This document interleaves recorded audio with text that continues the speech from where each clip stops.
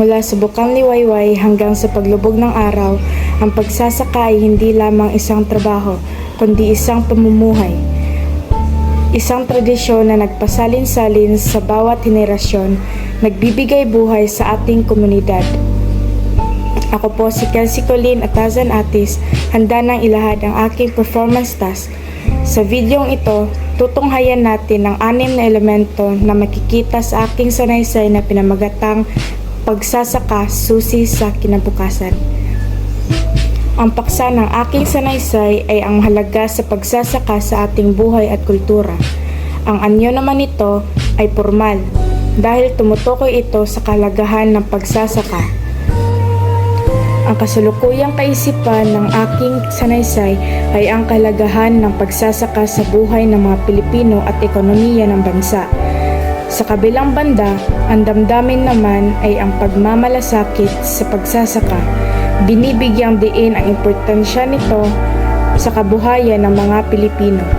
Nagpapakita rin ito ng pag-asa sa pamamagitan ng pagsuporta sa agrikultura.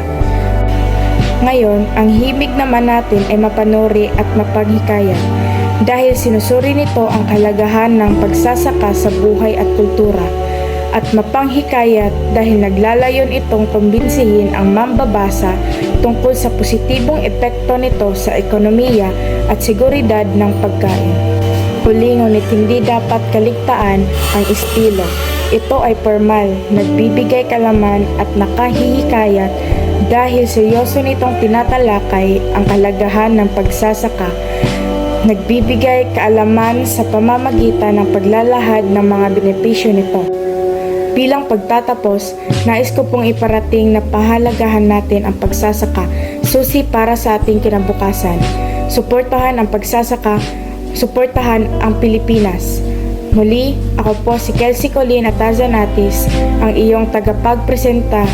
Dito po nagtatapos ang aking presentasyon. Maraming salamat po at naway maging maganda ang inyong araw.